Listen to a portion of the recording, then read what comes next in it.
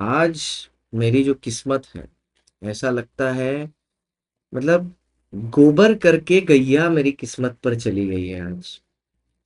मैंने 3 बार video record किया है, पूरा 1 घंटे का सेशन, जो कि रिकॉर्ड नहीं हुआ क्योंकि कुछ एनकोडर एरर आ गई थी। फिर वापस मैंने उस सेशन को 45 मिनट में रिकॉर्ड किया, वो भी नहीं हुआ। अब मेरे दिमाग की नस फट गई है भाई। मतलब 2 बार दिन में हो चुका है, अब हम परेशान हो गए हैं एकदम। ठीक है, तो अब हम हर आंसर के बाद पीछे चेक करेंगे ये स्क्रीन की रिकॉर्डिंग हो रही है कि नहीं हो रही, बिकॉज अब आई एम लिटरली इरिटेटेड। ठीक है, और मैंने सारे आंसर लिख लिए हैं, बट मेरे को वो दो दो बार करके दिखाना पड़ रहा है। ठीक है, तो फिर से मैं ट्राई कर रहा हूं, but this is for the last time. इसके बाद नहीं करूंगा मैं। ठीक है, अब मैं क्योंकि पूरी तरीके से इरिटेट हो चुका हूं। ठीक है, आइए, परेशान कर रखा है। ठीक है, ये देखो, तीसरी बार मैं इसको एक्सप्लेन कर रहा हूं इस वीडियो में। LKG limited is a company having paid up share capital 12.5 crore. उसके टोटल नंबर ऑफ मेंबर्स हैं 3,500। The board of directors have called a general meeting. इन्होंने एक जनरल मीटिंग बुलाई 2 बजे। इस मीटिंग में हाफ एन आवर में कोरम नहीं आया था। ठीक है, तो इन्होंने अगले हफ्ते में पोस्टपोन कर दी। फिर हमसे सवाल पूछते हैं, बोलते हैं कि जो अजर्न्ड मीटिंग है, अगर उस अजर्न्ड मीटिंग में जो बाद में होती है उसमें भी अगर 2 ही मेंबर आए तो क्या वो वैलिड कोरम होगा? द आंसर इज यस, क्योंकि अजर्न्ड मीटिंग में जब दोबारा से 2 ही लोग आते हैं तो वो वैलिड कोरम होता है। उसके बाद बोलते हैं कि जो 6/5/2023 की थी उसमें 16 मेंबर थे। ठीक है, और वो 16 के 16 मेंबर अनरूली बिहेवियर कर रहे थे, इसलिए मीटिंग अजर्न हुई। और जब वापस से अजर्न मीटिंग की मीटिंग हुई तो उसमें सिर्फ 3 मेंबर थे। तो क्या हम वापस से मीटिंग को अजर्न कर सकते हैं? द आंसर इज यस, क्योंकि एक बार हर मीटिंग को अजर्न किया जा सकता है for the purpose of want of quorum. इसके बाद पूछा जाता है कि सर जो रेक्विजिनिस्ट हैं अंडर सेक्शन 100, तो उनका जो मीटिंग है, वो उस मीटिंग का फेट क्या होगा अगर सिर्फ 2 ही लोग हो तो? उस मीटिंग के केस में अगर सिर्फ 2 ही लोग हो तो कोरम एब्सेंट मतलब एब्सेंट मान लिया जाएगा। और अगर मतलब उस मीटिंग में अगर नहीं आए, रिक्विजिनिस्ट की मीटिंग में लोग नहीं आए मीटिंग करने के लिए, तो वो मीटिंग को सीधा कैंसिल मान लिया जाएगा। अब देखते हैं सर, पढ़ाते हैं आपको। देखिए, ये पहली बार लिखा था, दूसरी बार गोला करके समझाया था, दोनों रिकॉर्ड नहीं हुए, अब ये थर्ड टाइम है। According to section 103 of the companies act, अगर एक public company, in case of a public company, unless articles provide a higher number, if the number of members is more than 1000 but up to 5000, then the quorum shall be 15 members personally present. In the absence of the quorum, the meeting shall be adjourned to the same time and place next week. Conclusion क्या है? पहला वाला पूछा था ना, अगर 2 लोग आए तो वैलिड होगा कि नहीं? Where only 2 members are present at the adjourned meeting, they shall compose a valid quorum for the meeting. Since the first adjournment was due to reasons other than quorum, the chairman can adjourn the meeting for the second time if the quorum was absent. तो अगर पहला वाला other than quorum से हुआ है तो दूसरे वाले में वो वापस से adjourn कर सकते हैं. If the meeting was called by the requisitionist and at such meeting quorum was not present, quorum था ही नहीं, then the meeting stands cancelled. दोबारा नहीं होगी वो. हो रहा है ना रिकॉर्ड? चलो ठीक, हो. हर आंसर के बाद चेक करूंगा भाई, सॉरी. 2 बार पछता चुका हूँ भाई. एक बार 60 मिनट की रिकॉर्डिंग चली गई, एक बार 45 मिनट की रिकॉर्डिंग चली गई. मतलब लिटरली इस क्लास को मैं आप तक कभी लेके आऊंगा तो मुश्किल से 15-20 मिनट की क्लास बनेगी, लेकिन इसके पीछे 1 घंटे की एक रिकॉर्डिंग, 45 मिनट की एक रिकॉर्डिंग, 20 मिनट की एक रिकॉर्डिंग हुई है. सच अ वेस्ट ऑफ टाइम. ठीक है, आइए. इनकम टैक्स अथॉरिटी ने कुछ इंफॉर्मेशन गैदर की है that there has been manipulation of accounts of FGH limited which is reflecting incorrect financial position of the company. The statutory body intends to get the accounts reopened to reflect correct financial position of the company. In light of the Companies Act 2013, LUDCAT, the statutory provision governing the issue of reopening of accounts, reopening of accounts के provision क्या क्या है? दूसरा, voluntary revision के provision क्या क्या है section 131, और कितने साल के लिए वॉलेंट्री रिवीजन हो सकता है? एक बात समझिएगा, ये पोर्शन थोड़ा अलग है, ठीक है। अलग कैसे बोल रहा हूं मैं, मेरी बात समझिएगा कि यहां पर जो 130 और 131 लग रहा है, ये एक्चुअली में एक डायरेक्ट क्वेश्चन है, ठीक है। ये एक्चुअली में एक डायरेक्ट क्वेश्चन है, बट ये फ्रेम इस तरीके से एक कंपनी का नाम लेके कर दिया गया कि आपको लगे केस स्टडी है, but it is actually a direct question.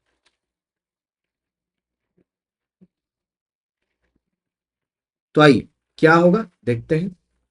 According to section 130, a company shall not recast its financial statement or reopen its books of accounts unless there is an application made to it। तो सबसे पहले company company के books तभी खुलेंगे जब एक application दिया जाएगा। किसको? सेंट्रल गवर्नमेंट को ने दिया है, या इनकम टैक्स अथॉरिटी ने दिया है, या सेबी ने दिया है, या कोई दूसरी रेगुलेटरी बॉडी या पर्सन कंसर्न ने दिया है ट्राइब्यूनल को। ट्राइब्यूनल उस एप्लीकेशन को लेगा, they will give an opportunity of being heard to the company. ये एप्लीकेशन क्यों किया गया है? क्योंकि उनको एफएम का शक है।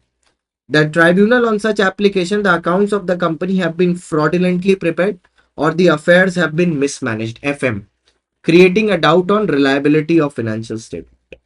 अब इस केस में आपकी 8 साल तक की पूर्ची की फाइनेंशियल ईयर्स की बुक खुल सकती है, लेकिन हो सकता है अगर उसने इससे ज्यादा टाइम भी स्पेसिफाई किया है तो इससे ज्यादा टाइम पीरियड के लिए भी खोला जा सकता है, प्रोवाइडेड एमसीए ने आपको ऑर्डर देके इससे ज्यादा टाइम के लिए बनवाया हो स्टेटमेंट्स, तभी ये रेलेवेंट है। Next, according to section 131 of the Companies Act 2013, if it appears to the directors of the company that financial statement do not comply with section 129 या 134, अब ये जो रिवीजन होता है बोर्ड ऑफ डायरेक्टर्स द्वारा, ये सेक्शन 129 और 134 के तहत ही हो पाएगा। अगर बोर्ड को ऐसा लगता है कि इन केसेस में कुछ ऑड है या कुछ गड़बड़ है, तभी ये हो पाएगा, वरना ये नहीं होगा। दे में प्रिपेयर रिवाइज्ड फाइनेंशियल स्टेटमेंट और board report, however one revision is permitted each year. मतलब क्या है? आप 3 साल पीछे जाके रिवीजन कर सकते हो। वो बात मैंने यहां नहीं लिखी क्योंकि वो थर्ड पार्ट का आंसर है कि बोर्ड ऑफ डायरेक्टर्स में revise up to 3 preceding years, क्योंकि पूछा भी थर्ड पार्ट में था how many preceding years the board में रिवाइज, इसलिए वहां नहीं लिखा। अब इस चीज का क्या मतलब है? दैट दे में prepare revise financial statement, however one revision is permitted per year. Let's say अभी चल रहा है ईयर 2025-26, पिछले 3 साल हुए 24-25, 23-24, 22-23, ठीक है। अब मान लो कि मैं इस साल का बोर्ड रिपोर्ट रिवाइज करना चाहता हूं, क्या मैं कर सकता हूं इस पर्टिकुलर ईयर में? यस। इसी साल का फिनेंशियल स्टेटमेंट रिवाइज करना चाहता हूं मैं, कर सकता हूं, यस। लेकिन इसी साल की बोर्ड रिपोर्ट को पहले मैंने रिवाइज किया 15 जून को, 15 जून 2025, क्या वापस से इसको कर सकता हूं 1 अगस्त 2025 को? The answer is no. आप सेम ईयर के स्टेटमेंट या बोर्ड रिपोर्ट को एक पर्टिकुलर ईयर में 2 बार रिवाइज नहीं कर सकते, ठीक है। ये प्रोविजन बोल रहा है, मतलब उस ईयर की बोर्ड रिपोर्ट और फाइनेंशियल स्टेटमेंट को एक एक बार इस साल कर सकते हो, एक से ज्यादा बार नहीं कर सकते, ठीक है। फिर से देखते हैं, रिकॉर्ड हो रहा है? हाँ, रिकॉर्ड हो रहा है। आप लोग लिख रहे होंगे तो मैं थोड़ा सा रुक जाता हूँ। लिख लीजिए, लिख लीजिए, लिख लीजिए। आज जो हुआ है बहुत गलत हुआ है। कभी कभी ऐसा लगता है कि भाई भगवान ही तुम्हारे अगेंस्ट बैठे हुए हैं। ऐसा कैसे हो सकता है भाई? मतलब seriously. As I'm pursuing CA course as well, as with that I'm also doing ACCA and BBA. Oh, by online. Is CA have any problem regarding this? CA को कोई प्रॉब्लम नहीं होगी बेटा, आप करिए आराम से। करेंगे सब, होगा एक को नहीं, फिर रोना गाना करेंगे।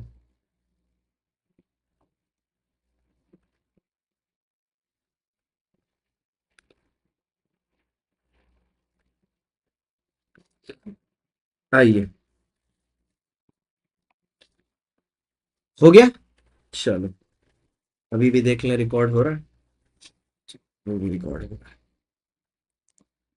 नहीं अब तो मैं चेक करूंगा भाई, 2 बार हो गया भाई।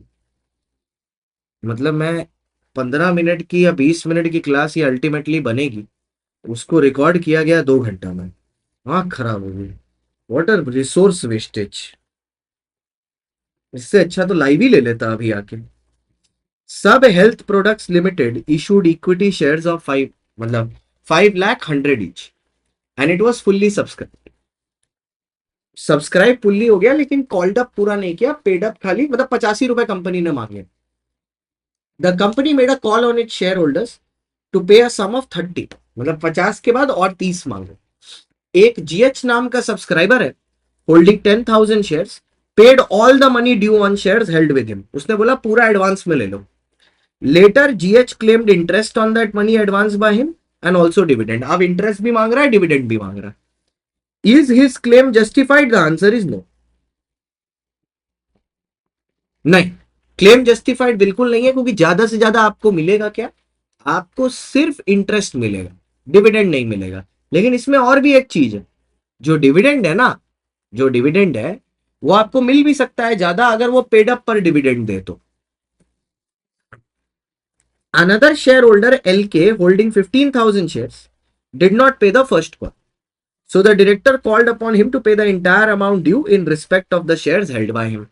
Referring to the provision, examine whether the directors are permitted to do so. The answer is directors are not permitted to do so, क्योंकि कॉल पर जो पैसा होता है वो आप यूनिफॉर्म तरीके से ही रेस कर सकते हो, नॉन यूनिफॉर्म तरीके से आप रेज ही नहीं कर सकते। ठीक है, तो इसमें 3 सेक्शन लगेंगे। ठीक है, 49, 50, 51 क्या क्या है देखो। सेक्शन 49 पहले बोलता है, it specifies that calls shall be made on a uniform basis on all shares that are falling under the same class. जो सेम क्लास ऑफ शेयर्स होते हैं उन पर जो कॉल्स किए जाएंगे वो यूनिफॉर्म नेचर में किए जाएंगे।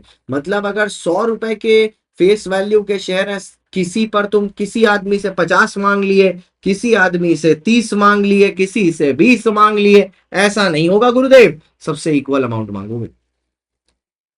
Where the articles permit a company में except from its members the whole और a part of the amount uncalled by the company as calls in advance. The member shall be entitled to the interest. However, no voting rights or dividend is associated with calls in advance. Interest मिलेगा, dividend नहीं मिलेगा। लेकिन अब आया 51, however, where the articles authorize, the company may declare dividend in proportion to the amount paid up. वैसे ये provision है section 51 का कि अगर कंपनी चाहे तो कंपनी डिविडेंड डिक्लेयर कर सकती है on paid up value of shares. In that case dividend can be on pro rata basis and on paid up value. अब आते हैं तीनों का सॉल्व करते हैं। सबसे पहले जो जीएच है, GH is eligible for interest on money advanced as calls in advance but not entitle to any excess dividend. लेकिन इसका कोई एक्सेस डिविडेंड नहीं मिलेगा।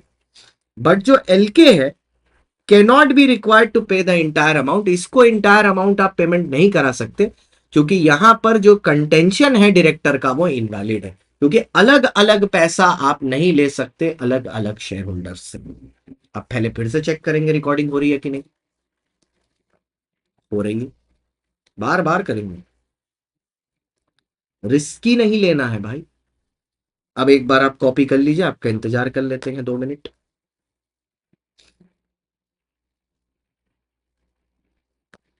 उसके बाद चलेंगे आखिरी सवाल में। कल लाइव होगा, आज वो बिस्मिता दीदी की वजह से लाइव नहीं हो पाया, क्योंकि बिस्मिता दीदी ने 12:15 की क्लास को 6 बजे रख दिया,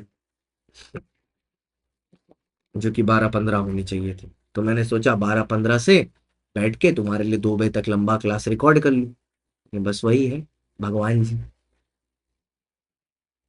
मेहर है मेहर, गॉड्स प्लान। चलिए, क्या ही बोलूं। अच्छा, आखिरी question. Mister Rose an Indian citizen who got a job in south software company in USA. एक मिस्टर रोज है, मिस रोज, जो इंडिया की सिटीजन है लेकिन जॉब करने के लिए इंडिया के बाहर चली गई, तो पर्सन रेसिडेंट आउटसाइड इंडिया बन जाएंगी। Leaving India for the purpose of employment. She went to USA and stayed there for 12 years. During her stay, she purchased a house in USA for her residence. Then, due to some personal issue, she moved back to India and joined a software company in India. As she has moved back to India, she has let out her house in USA and deposited the rent in her account. Out of that amount, she purchased another house in USA. एक और. Based on the above fact, answer the following question. Whether Rose can purchase the house in USA and continue to retain it after returning to India? हाँ sir, बिल्कुल कर सकती है as per section 6 clause 4 subsection 4. क्या रोज एक और घर खरीद सकती है यूएस में? हाँ सर. बेसिकली क्या होता है सर कि अगर आप एक पर्सन रेसिडेंट इन इंडिया है और अब आप हमेशा हमेशा के लिए इंडिया के बाहर जा रहे हो, तो आप बन जाओगे पर्सन रेसिडेंट आउटसाइड इंडिया. सरकार आपको परमिट करता है कि आप इंडिया में एसेट्स रहने दो जब आप इंडिया के बाहर पीआरओआई बने हो. कैपिटल अकाउंट ट्रांजैक्शन है ये. ठीक है. सिमिलरली वो ये भी बोलते हैं कि आप अभी पीआरओआई हो और अब आप इंडिया रिटर्न कर रहे हो और इंडिया के बाहर आपके एसेट्स हैं. क्या आप इन एसेट्स को कंटिन्यू कर सकते हो होल्ड करना? The answer is yes. ठीक है, क्योंकि अल्टीमेटली उनको भी पता है ना, बेचोगे पैसे इस्तेमाल करोगे तो इंडिया में ही करोगे जीवित रहने के लिए. तो क्या आप बेच सकते हो? The answer is yes. फिर उस पैसे को आप क्या उस पैसे से इंडिया के बाहरी एसेट वापस खरीद सकते हो? इसका भी आंसर है यस.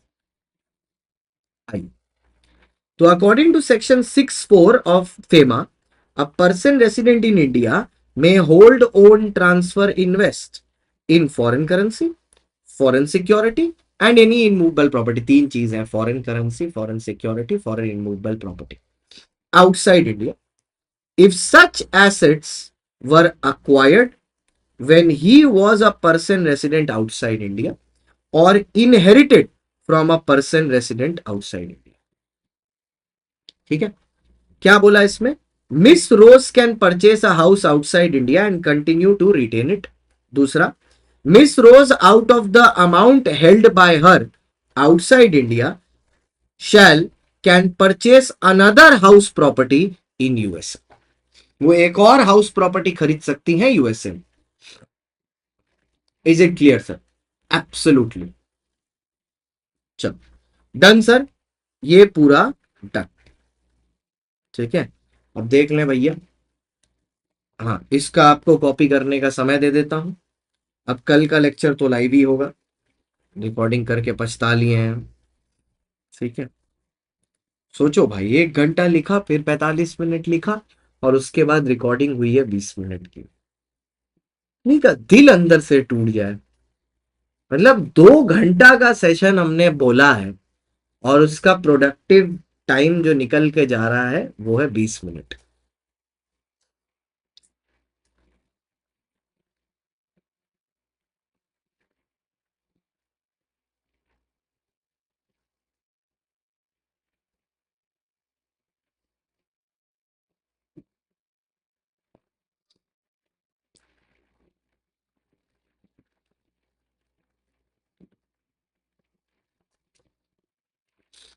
चलो भैया, फिर thank you so much guys.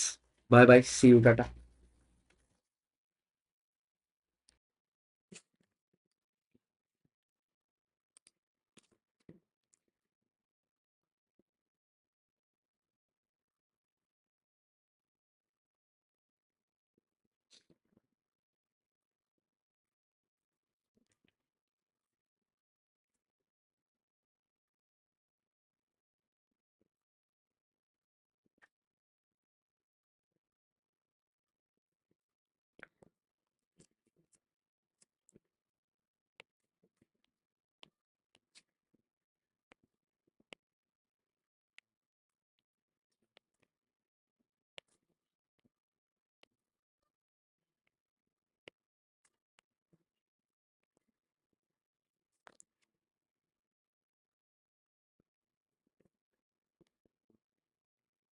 Minute नहीं है तो डिजी लॉकर वाला डाल दो. आपको क्लास में बोला तो था हर्षिता मैंने.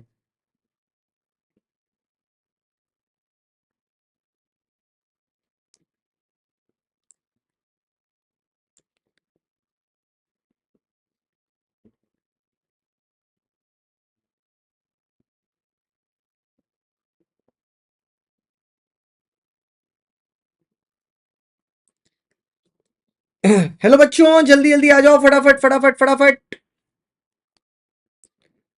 Hello hello hello hello hello, जल्दी आ जाओ जल्दी। आवाज आ रही है? मेरी आवाज आ रही है? आ जाओ यार, सबको बुला के आ जाओ फटाफट।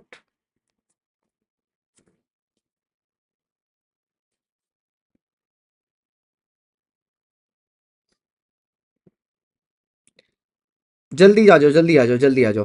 पूजिता जी आ गई हैं, कार्तिक जी आ गए हैं। जल्दी आ जाओ, जल्दी जल्दी जल्दी जल्दी सारे लोग। मैंने फटाक से टाइम निकाल के आ गया तुम लोग के लिए। खाना पीना नहीं हुआ, लेकिन मैंने बोला तुम लोग का काम पहले खत्म करूं।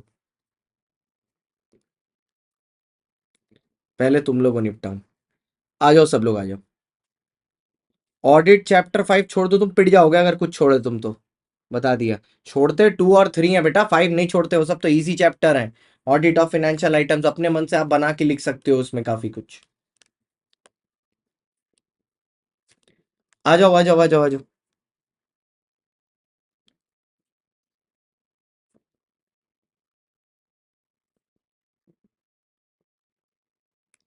आ जाओ आ जाओ आ जाओ।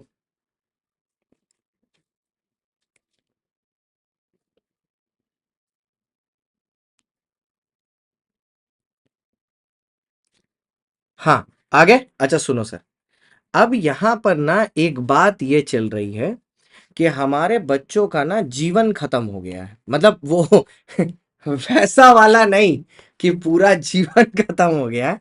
जीवन एज इन ग्रुप 1 का आज लॉ का भी समाप्त हो गया। ठीक है। अब बात ये है कि मैनेजमेंट कैसे किया जाए। ठीक है। जीवन और G2 का।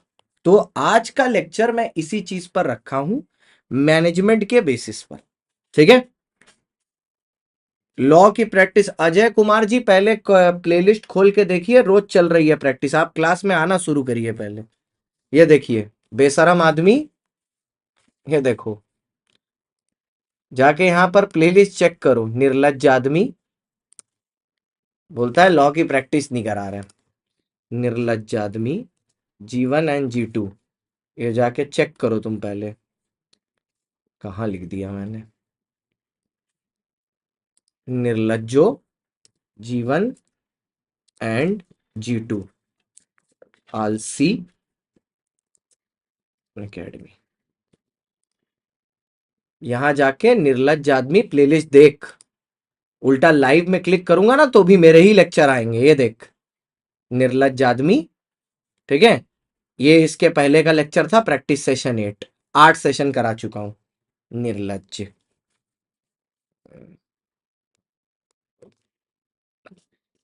चलो आओ सर। ठीक है, अब सुनो सर। बात ऐसी है सर कि जिनका ग्रुप 1 है, अब देखो जीवन ना 15 जुलाई से G2 शुरू हो रहा है। ठीक है, मैं बैच के हिसाब से बता रहा हूं। अगर आप कहीं और के भी कर रहे हो तो अप्रोक्सीमेटली इसी टाइम के अराउंड ये शुरू हो रहा होगा। ठीक है। आपको टाइम कैसे निकालना है इस बैच के अराउंड मैं वो समझा रहा हूं। तो आप दूसरे कहीं पर दूसरा कहीं का रेफरेंस लेके समझ सकते हो। ध्यान से सुनना। टाइम बहुत निकल रहा है, ऐसा नहीं है कि टाइम नहीं है, टाइम बहुत है। ठीक है। देखो सर, टाइम की बात अगर है तो 7:30 बजे से लेके 9:30 बजे तक आपका शुरू होने वाला है कॉस्टिंग। ठीक है।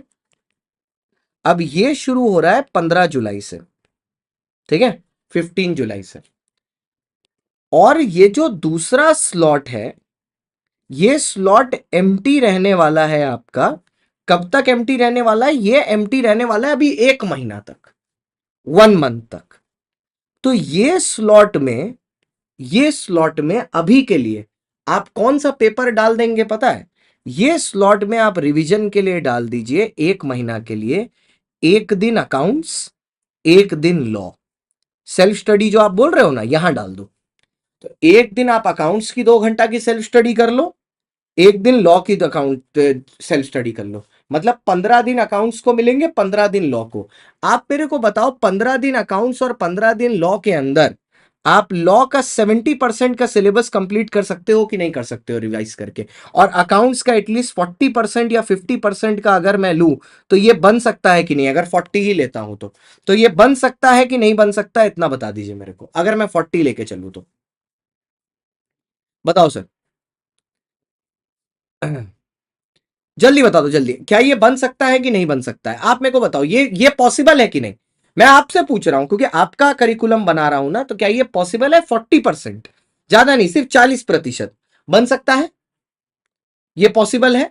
अच्छा, तो एक महीना बाद आपका लॉ का अभी आपको देखो, अभी मैंने लॉ का आपका अगला 5 दिन के लिए आपकी क्या स्ट्रेटजी होनी चाहिए वो भी बता दिया है मैंने आपको, अगले 5 दिन के लिए, उसमें भी मैं आपका एक रिवीजन करा रहा हूं, मतलब इस दिन तक करते करते आपके 3 रिवीजन हो जाने चाहिए। ठीक है, ये बन सकता है।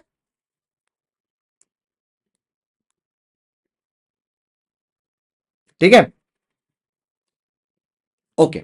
अब इसके बाद यहां पर आपका आएगा एफएम। ठीक है, एफएम आ रहा है कब से, एफएम आ रहा है 16 जुलाई से। ठीक है, एफएम आ रहा है 16 जुलाई से। ठीक है, 15 ही है, एक्चुअली 15 ही जुलाई है। और ऑडिट आ रहा है 18 जुलाई से। ठीक है, अब सुनो सुनो सुनो, घबराना नहीं, अब इसमें भी स्टोरी है। ऑडिट आ रहा है 18 जुलाई से। ठीक है, अब मेरी बात सुनना ध्यान से। ऑडिट खत्म होता है 4:30 बजे। ठीक है, आपने स्लॉट 1 सेल्फ स्टडी का पहले सिर्फ 1 मंथ प्लान कर रहे हैं। ठीक है, अभी सिर्फ 1 मंथ प्लान कर रहे हैं, तो 1 मंथ में सेल्फ स्टडी के 2 क्वार्टर बन रहे हैं अपने पास। एक क्वार्टर बन रहा है, फर्स्ट क्वार्टर बन रहा है हमारा सेल्फ स्टडी का 9:30 बजे से लेके, जब हम मूड में भी रहेंगे पढ़ने के, 9:30 से लेके 12:15 तक एक क्वार्टर ये बन रहा है। और सेकेंड क्वार्टर हमारा बन रहा है 4:30 बजे, क्लास खत्म हुआ तो 5 बजे तो बच्चा पढ़ने बैठेगा नहीं, जिंदगी में नहीं बैठ सकता। ठीक है, अरे नहीं भाई अजय, हम कुछ नहीं हुए भाई, 5:30 बजे तो बच्चा पढ़ने नहीं बैठ सकता कोई हालत में नहीं, उसको लगभग लगेगा 5:30 बजे तक इस शॉक से रिकवर करने का, इतनी सारी पढ़ाई। तो मैं एक स्लॉट बना देता हूं 5:30 से 7:30 का। ठीक है, इस 2 घंटे के स्लॉट में आप G2 का रिवीजन करो, जो आपने जो आपने फर्स्ट मंथ। ठीक है, ये फर्स्ट मंथ है, मतलब ये कौन से मंथ का मैं बना रहा हूं, ये बना रहा हूं जुलाई टू 15 अगस्त। प्लीज ध्यान से देख लो, ये लेक्चर तुम्हारी जिंदगी का सबसे इंपॉर्टेंट लेक्चर होने वाला है। ठीक है, तुम्हारी जिंदगी का सबसे इंपॉर्टेंट लेक्चर होने वाला है। 5:30 से 7:30 ये तुम्हारा G2 का रिवीजन है। इसके बाद थोड़ा खाना ऊना खाना, जिम उम जाना, थोड़ा हाथ ऊथ फैलाना होगा ना, और क्योंकि सुबह 7:30 बजे फिर उठना है, एक स्लॉट और निकलेगा 9:30 से 11:30। ये एक स्लॉट और निकालना होगा आपको। यहां पर आप जीवन का एक और सब्जेक्ट डाल दो, टैक्स का, या तो डीटी या तो आईडीटी। क्या मैं ये मान सकता हूं कि अगर तुमने, पहले मेरे को बताना, सिर्फ आईडीटी डाला तो 30 दिन के, एक महीने के पीरियड में पूरा आईडीटी का कंप्लीट रिवीजन हो सकता है? क्या मैं ये मान सकता हूं, हाँ कि ना, बस आपसे पूछ रहा हूं। क्या आईडीटी का कंप्लीट रिवीजन हो सकता है, क्या मैं ये मान सकता हूं, हाँ कि ना? पूरा 100% रिवीजन हो सकता है आईडीटी का, यस या no? First month in the month of July, बस ये बता दो। 30 दिन अगर आप दोगे तो 2 घंटा एवरी डे फॉर 30 डेज, 2 घंटा every day for 30 days mean 60 hours. क्या 60 आवर्स के अंदर आईडीटी पूरा खत्म हो सकता है? ठीक है, ओके। तो अब हम लोग देखने जा रहे हैं कि हमारी जिंदगी कैसी होने वाली है, मस्त रिवाइज होके खत्म हो सकता है। तो अब हम लोग देख रहे हैं, लेट्स टेलीपोर्ट, और आज हम लोग खड़े हैं 16 अगस्त को। अब 16 अगस्त तक आते आते हमारा क्या सिचुएशन है, हमारे लॉ की 70% का रिवीजन हो चुका है, हमारे अकाउंट्स का 40% का रिवीजन हो चुका है, और हमारा आईडीटी 100% कंप्लीट हो चुका है। और अभी डेट कौन सी आई है, और हमारा G2 का डेली रिवीजन चल रहा है, ठीक है। 16 अगस्त की डेट आई है। यहां तक आप क्लियर हो? हाँ, इसका पीडीएफ भी दे देंगे, कोई दिक्कत नहीं। यहां तक आप क्लियर हो? 16 अगस्त की डेट आई है अभी आपके सामने। बोलो। मेरे को ये लेक्चर, मैंने आज तक कभी ऐसा लेक्चर नहीं लिया, पता है, फर्स्ट टाइम ले रहा हूं, जिसमें मैं बच्चों को ये बता रहा हूं कि पढ़ना कैसे है। फर्स्ट टाइम जिंदगी में मैं ऐसा लेक्चर ले रहा हूं, इसके अलावा मैं कहीं, because your result matters to me a lot now, it matters to me so much, I can't tell you, ठीक है। It's the most important stage in my life. मेरे करियर का सबसे इंपॉर्टेंट हिस्सा तुम्हारा रिजल्ट है। वो जो भाग मिल्खा भाग में वो डायलॉग है ना, कि ये तुम्हारी जिंदगी की आखिरी रेस हो सकती है, और मिल्खा बोलता है भागूंगा भी वैसे ही, तो तुम्हारा रिजल्ट मेरे लिए उतना ही इंपॉर्टेंट है, ठीक है। तो मैं वैसे ही डिलीवर करना है। तो ये 16 अगस्त हुआ। यहां पर आते आते ये कहानी हो गई है। अब आपका डेली शेड्यूल थोड़ा सा चेंज होगा, क्योंकि अब क्या है, अब आपका सुबह होने लगेगा कॉस्टिंग 7:30 से 9:30, ठीक है। अब आपका यहां पर एक वाइल्ड कार्ड पेपर आ जाएगा, SM 9:45 से 11:45, ठीक है। और अब एक पेपर जो नॉर्मल आपका FM चल रहा था, FM तो 12:30 से 2:30 चल ही रहा था, और उसके बाद ऑडिट चल रहा था 3 से 4:30। अब ये आपका स्केड्यूल है, ठीक है। ये आपकी क्लास का स्केड्यूल है। अब इसमें आपको बाबू एक चीज समझ में आ रही है, कि आपका एक स्लॉट चला गया, ठीक है। आपका एक स्लॉट चला गया, this slot is over for you, ये स्लॉट गया। अब आपको करना है रीडिजाइन। क्या? अब दिन के टाइम में तो रिवीजन होगा नहीं, अब आपके पास 2 स्लॉट है, ठीक है। दिन खत्म हुआ 4:30, 5:30 से 7:30 यहां पर चलेगा आपका G2, ठीक है। यहां पर आपका चलेगा G2, ठीक है। यहां पर आपका चलेगा G2 का रिवीजन,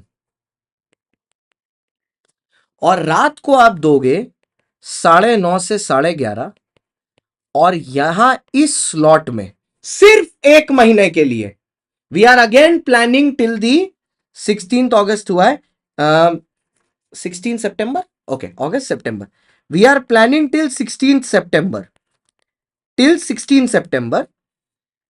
इस रेंज में ये जो 9:30 से 11:30 है, आप इसमें डेज ऑल्टरनेट कर देना, इसमें डेज घुमा देना। एक दिन डीटी करना, ठीक है। एक दिन डीटी को देना 2 घंटा, ठीक है। सुनो सुनो, एक दिन डीटी को देना 2 घंटा। एक्चुअली संगठन G2 में एक्सेप्ट ऑडिट एंड उस बैच में ऑल सब्जेक्ट चालू हो रहे हैं 14 से। अच्छा ठीक है बेटा सिद्धाई जी, उसमें भी मैं हेल्प कर दूंगा आपकी, ठीक है। हाँ, D2 के लिए 2 घंटा इज सफिशियंट फॉर रिवीजन। हाँ हाँ हाँ हाँ हाँ। क्यों सर, मैं आपको बता रहा हूं, अरे G2 इतना भारी नहीं है। इसको और इसको तुम क्या रिवाइज करोगे, होमवर्क ही तो करोगे कॉस्टिंग और FM में। जो रिवाइज करोगे वो तुम ऑडिट ही करोगे, ठीक है। और मैं इसका भी प्लान दे दूंगा आपको, ये जो मैं बना रहा हूं आपके एग्जाम के डेट तक बनाऊंगा, आप टेंशन मत लो, थोड़ा सा टाइम लगेगा इस लेक्चर में, लेकिन पूरा एंड तक बनाऊंगा आपको, तुम रुको तो। 2 घंटा तुम डीटी को दे रहे हो, for the next 30 days you are going to give into 260 hours for DT. 60 घंटा। मेरे को बस ये बता दो कि इस 60 घंटा में सिर्फ G2 का बता दूं, अच्छा ठीक है, इसके बाद वो भी बता दूंगा। सिर्फ 60 घंटा में आप डीटी का कितना सिलेबस कंप्लीट कर लोगे, परसेंटेज में बताओ। 60 घंटा रिवाइज करा के आप डीटी का कितना सिलेबस कंप्लीट कर लोगे, परसेंटेज में बता दो, परसेंटेज में बता दो।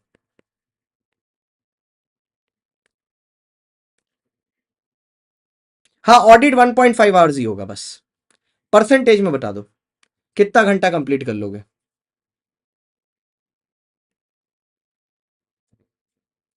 ए, क्या हो गया तुम लोग को अचानक से?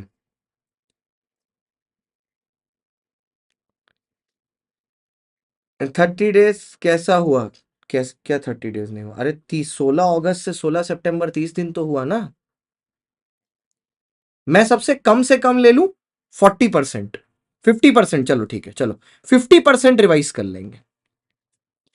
ऑल्टरनेट में क्या चलेगा पता है? ऑल्टरनेट में दूसरा वाला, मतलब डीटी के साथ कौन सा चलेगा?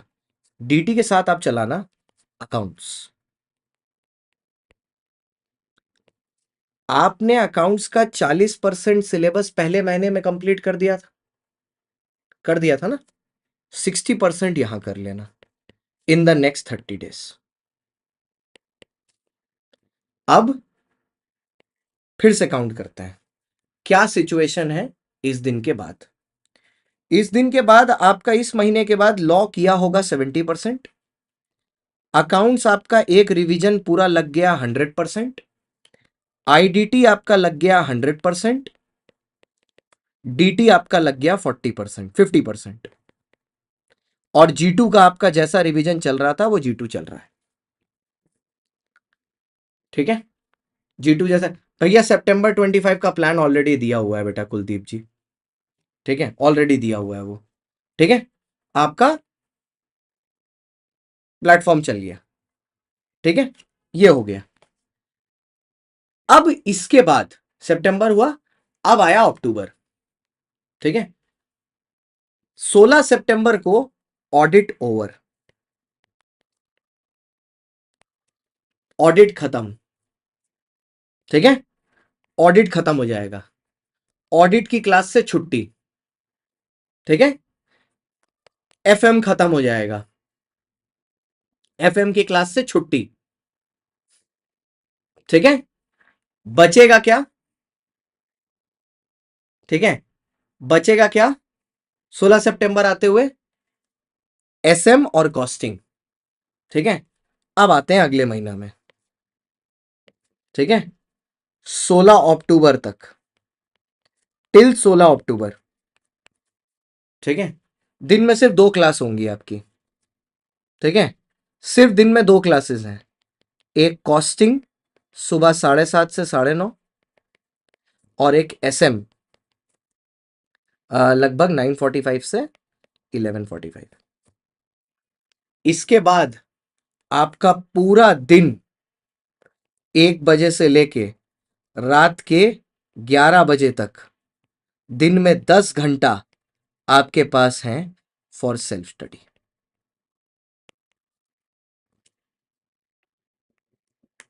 ठीक है, फॉर सेल्फ स्टडी दिन में 10 घंटा फिर से निकाल दीजिए। 2 घंटा एक स्लॉट निकाल दीजिए कॉस्टिंग के लिए, G2 के लिए। ठीक है, G2 के लिए। अब सुनिए, अब G2 का भी 2 स्लॉट बनेगा। बोलो क्यों? एक होगा G2 का क्लास रिवीजन कॉस्टिंग और एसएम का। ठीक है, एक होगा G2 का क्लास रिवीजन कॉस्टिंग और एसएम का। ठीक है, एक तो ये हो गया। इस स्लॉट को तुम दे दो लेट्स से 12:30 से 1:30 दे दो, 1:30, 2, 2:30 दे दो। 12:30 से 1:30, 2:30, और उसके बाद लंच उंच कर लेना, थोड़ा एक कैसा हाथ उथ फैला लेना अपना। फिर 4:30 से बैठना 6, 1.5 घंटा, 1.5 आवर्स ऑडिट का रिवीजन। ठीक है, और एफएम का रिवीजन। अब तुम बोलोगे सर इसमें इतना कम ही टाइम लगेगा। कम टाइम इसलिए लगेगा क्योंकि अभी अभी खत्म हुआ है, ताजा ताजा है दिमाग में। अभी अभी खत्म हुआ है, ताजा ताजा है दिमाग में, तुरंत बनेगा। ठीक है, अब 6 से 7 फिर 1 घंटा मौज कर लेना। 7 बजे बैठना, 7 से 9। अब सुनो इस 7 से 9 में क्या होगा। इस 7 से 9 में एक दिन लॉ होगा। लॉ का आपका कितना पोर्शन बाकी है सिलेबस का? 30% बाकी है, 30% बाकी है। 30% सिलेबस का आप लॉ का यहां निपटाएंगे, और लॉ के साथ चलेगा आपका डीटी। डीटी का 50% बाकी था, 50% डीटी का यहां करवाएंगे। 16 अक्टूबर को जिस दिन आपका एसएम खत्म होगा, अब देखो स्टेटस क्या है।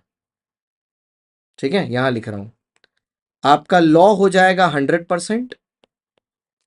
ठीक है, आईडीटी ऑलरेडी था 100%, अकाउंट्स था 100%, और डीटी था 100%, और G2 का आपका रिवीजन चल ही रहा है। ठीक है, 16 अक्टूबर हो गया, ठीक है, 16 अक्टूबर हो गया। एग्जाम कब है? जनवरी में। 30 अक्टूबर को जिस दिन कॉस्टिंग ओवर होगा, ठीक है, उस दिन तुम्हारा सिलेबस ऐसा होगा कि तुम्हारा G2 के रेगुलर रिविजन्स तुम कर लिए होगे और तुम्हारा पूरा जीवन एक बार रिवाइज हो चुका होगा। DT 100%, IDT 100%, costing, sorry, DT IDT 100%, accounts 100% और लॉ 100%। फर्स्ट रीडिंग कंप्लीट हो चुकी होगी। और सुनो, ज्यादा उम्मीद मत रखना, इस फर्स्ट रीडिंग का तुमको 60% ही याद रहेगा, लेकिन 60% भी बहुत होता है। ठीक है, 60% भी बहुत होता है। और उसके बाद तुम्हारे पास बचेगा पूरा नवंबर, पूरा दिसंबर, जिसमें तुम इसको 2 बार और G2 को भी 2 बार रिवाइज कर सकते हो आराम से। भाई मुश्किल नहीं है, ठीक है, मुश्किल नहीं है, बात है दिमाग लगाने की।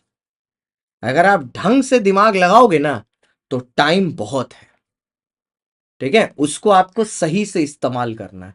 अब इससे ज्यादा स्टेप बाय स्टेप ब्रेकडाउन मैं आपको दे नहीं सकता था।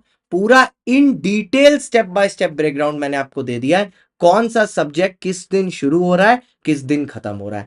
याद रखना, SM FM सिर्फ 1.5 महीने का कोर्स है, ऑडिटिंग 2 महीने का है, कॉस्टिंग लास्ट तक चलेगा, बाकी सब पहले ही खत्म हो जाएगा। वो 18 जुलाई को शुरू हो रहा है, वो 18 सितंबर तक खत्म हो जाएगा। FM 15 जुलाई को शुरू हो रहा है, जुलाई अगस्त सितंबर, 15 सितंबर, तो 2 महीने हो गए। वो जुलाई से अगस्त, 15 अगस्त, अगस्त के एंड तक खत्म हो जाएगा। मैंने फिर भी उसको सितंबर तक रखा है, बट वो अगस्त के एंड में खत्म हो जाएगा। सेम SM जो शुरू हो रहा है वो जुलाई में शुरू, अगस्त में शुरू होगा, अगस्त, सितंबर, अक्टूबर 15 तारीख तक खत्म हो जाएगा और लास्ट तक चलेगा खाली कॉस्टिंग। ठीक है, मैंने आपको सब कुछ इसी तरीके से प्लान कर दिया। ठीक है, नाउ ये काम जो आपको करना था वो मैंने आपके लिए कर दिया, प्लानिंग का काम मैंने कर दिया। अब बारी है एग्जीक्यूशन की। I have given you the step by step guide till the 30th of October। तो 30 अक्टूबर के पहले तो कोई मुंह मत खोलना मेरे सामने इस चीज से रिलेटेड कि भैया रिवीजन कैसे करना है। अब 30 अक्टूबर तक का प्लान मैंने आपको दे दिया। अब मेरे को बैठना है सितंबर 25 के रिवीजन प्लान्स पर, ठीक है, सितंबर 25 के रिवीजन के प्लान पर, जिसके ऊपर मैं आज से अपना काम शुरू कर दूंगा, उनकी नोटिंग और उनके रिवीजन के लिए। ठीक है, यहां पर आपका पोर्शन समाप्त हुआ। तो Jan 26 के बच्चों, आपके लिए पूरा का पूरा प्लान वहां पर बना के रख दिया है, आप उसको देखिए। सिर्फ G2 वाले जो बच्चे हैं, ठीक है, आपकी जिंदगी में कोई चीज, ठीक है, सिर्फ G2 वाले जो बच्चे हैं, आपकी जिंदगी में तो कोई चीज की प्रॉब्लम ही नहीं होनी चाहिए, क्योंकि आपके दिन में 3 या 4 क्लास होंगी, if I am not wrong. आपको बस करना यह है, रोज की क्लास का रोज रिवाइज करना है। अगर 4 क्लास एक साथ शुरू हो रही हैं, then you will have to give 3 hours for self revision, जहां तक मेरे को लगता है। सिद्धाई जी, वहां पर अगर चारों सब्जेक्ट एक साथ शुरू हो रहे हैं ना, तो आपको 2 घंटे की जगह 3 घंटे देने पड़ेंगे। तो स्टार्टिंग में जो ये आपका स्लॉट है ना, आपको उस पर थोड़ा सा कॉम्प्रोमाइज कहाँ करना होगा मैं बताता हूँ। यहां पर ये 11:30 है ना, इसको आपको थोड़ा सा 1 घंटा और खींचना पड़ेगा। ये 10:30 से 12:30 करना होगा। थोड़ी सी नींद अपनी छोटी करनी होगी कि 12:30 बजे सो के 7 बजे उठ के ये लेक्चर लगाना पड़ेगा, 7:30 बजे। थोड़ा सा नींद छोटी करनी पड़ेगी और कुछ नहीं, बाकी मैच हो जाएगा। ठीक है, और जिनका जिनका सिर्फ G2 है, तो आपके G2 के 4 क्लासेस अगर होते होंगे दिन में, तो 4:30 तक खत्म हो जाएंगे। ठीक है, उसके बाद आप 1-1.5 घंटा ब्रेक ले लीजिए और आप दिन का 3-3.5 घंटा ही बैठिए और सेम डे का काम सेम डे रिवाइज कर लीजिए। आपका सिर्फ अगर G2 है तो इतने में हो जाएगा।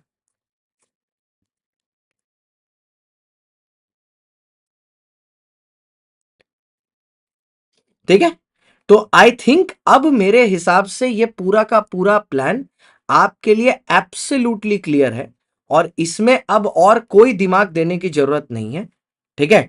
और अगर कोई इसके अलावा कोई प्रॉब्लम हुई तो मेरे को जरूर बताइएगा। आज हो जाएगा मंत्यागी जी, आज बनाएंगे और कल डाल देंगे, ठीक है। ओके, अब मेरा इनकी तरफ से लाइबिलिटी खत्म हो गया है, ठीक है। और किसका हुआ लफड़ा बताइए, उसको ग्रुप से बाहर निकाल दे, किसका हुआ है बताइए, किसका लफड़ा हुआ है बताइए, जिसका हुआ है उसको ग्रुप से बाहर निकाल दिया जाए, ठीक है। हाँ, इसमें देखो, आप इसमें इसको राइटिंग की तरह करना है। पहले तो रीडिंग होगी ना दीदी, फिर तो राइटिंग होगी। पहले एक बार नोट्स रिवाइज करिए, उसके साथ साथ आप क्वेश्चन बना रहे हो। अब जैसे देखो यार, अब इतना माइक्रो मैनेजमेंट में मत जाओ। अब यहां मैंने आपको 2 घंटा दिए डीटी, तो गधे की तरह 2 घंटा प्रोविजन ही तो ऐसे ऐसे नहीं करते रहोगे। 1 घंटा पढ़ा, 1 घंटा क्वेश्चन बना लिया। यहां मैंने आपको लॉ में, ठीक है, यहां मैंने आपको लॉ में एक स्लॉट दिया 2 घंटा का, तो 2 घंटा लॉ को ऐसे चाटते थोड़ी ना रहोगे नोट्स बना बना के। 1 घंटा पढ़ लो, 1 घंटा क्वेश्चन कर लो। अब ये तो माइक्रो मैनेजमेंट है, ये तो समझ लो। देखो भाई, अब ये भी लिख देता हूं मैं, तब हैंड होल्डिंग भी नेक्स्ट लेवल की है। If 2 hours are given, 50% is notes revision plus 50% is question answer. उफ,